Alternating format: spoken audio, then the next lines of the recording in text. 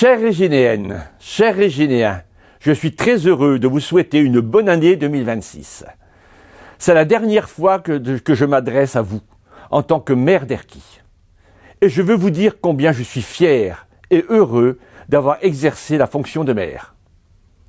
Pendant 6 ans, je me suis engagé chaque jour pour vous montrer à la hauteur de la confiance que vous m'avez accordée. Sans, je le reconnais humblement, être à la hauteur de l'aisance oratoire entendue du premier magistrat de la commune. Ce que tonton voit bien, c'est nos secrets romans. Que ce long citoyen s'annonce en clairamment. Ce que l'on conçoit bien s'énonce clairement. Et les mots pour le dire arrivent aisément. C'est Nicolas Boileau qui, avant les Lumières, nous éclairait des siennes dans son argumentaire.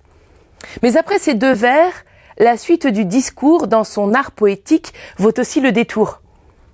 Gâtez-vous les 2 dents et sans peur de la rage, hâtez-vous lentement et sans perdre courage, 20 fois sur le métier remettez votre ouvrage. Polissez-le sans cesse et le repolissez, ajoutez quelquefois et souvent effacez.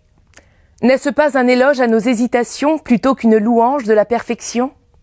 Se lancer, répéter, revenir en arrière et devant un parterre parfois tomber par terre. Oui, un texte se forge et ne vient pas tout cuit dans la bouche de celle ou celui qui le dit. Ainsi, si le discours est une construction, faut-il un maître à bulle et un bon fil à plomb. Mais de l'aplomb, voyez-vous, nous n'en avons pas tous. Et prendre la parole peut nous vider la trousse, peut nous filer la frousse. Débordement d'adrénaline et cortisol, corps figé, voix troublée, palpitant qui s'affole. Traduire sa pensée est parfois bien complexe. On se gratte la tempe et le fond du cortex, exposer le sujet, donner son point de vue, afficher ses projets, même se mettre à nu, porter une morale, des exemples sensés dans un temps imparti devant une assemblée. Pour sûr, on veut bien faire. Mais voilà qu'on bafouille. On trébuche, on lapsus, les cymbales pendouillent, les syllabes s'embrouillent. On avait répété, on y mettait du sien. Mais le moment venu, on ne se sent pas bien. Et alors les paroles sortent confusément. Non pas que la pensée soit sans raisonnement, mais un torrent trop plein peut paraître anarchique, bien que l'eau de la source soit limpide et logique. Agilité de langue, fulgurance du mot. Au jeu de l'éloquence, tous ne sont pas égaux. Et pourtant, on peut de tout son cœur avoir des choses à dire sans être rodateur, grand orateur. J'ai vu des beaux parleurs dont le fond du discours n'était pas très joli. Ils savent en 2-3 tours entraîner le public par la forme souvent, oubliant les idées, l'âme, l'engagement, défendant des avis nocifs et péremptoires, comptant sur l'inertie de tout leur abattoir, de tout leur auditoire.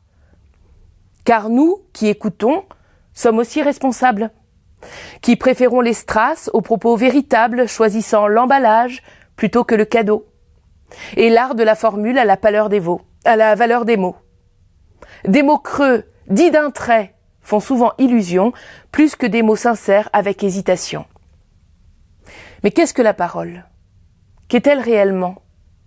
Pas une performance, mais une main qui se tend, et si cette main tremble, qu'elle soit respectée. Montrer son émotion est preuve d'humanité. Certains parlent très bien pour trahir ou détruire, un sage balbutiant tâtonne pour construire. À tous les bégayeurs ou les intimidés, qui suent à grosses gouttes, font tomber leurs papiers, aux bouches asséchées, cerveau dans le brouillard, aux langues emmêlées, le trac en étendard, apprenez que Virgile, Ésope ou Georges VI bèguent pourtant se pliaient à cet exercice. Si vous êtes sincère, vous serez égoutier. Écoutez. Maintenant, lancez-vous. C'est à vous de parler. J'agis avec conviction au service de la collectivité et sincérité à l'écoute directe de chacun et chacune d'entre vous.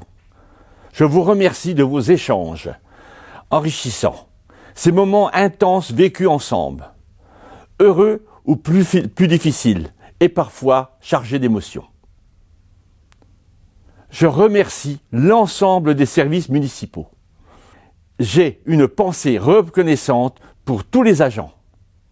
J'ai appris à vous connaître et je vous remercie chaleureusement pour votre engagement au quotidien au service de la population. Chères Réginéennes, chers Réginéens, je vous souhaite une bonne année 2026, remplie de moments heureux, partagés avec vos familles et vos amis.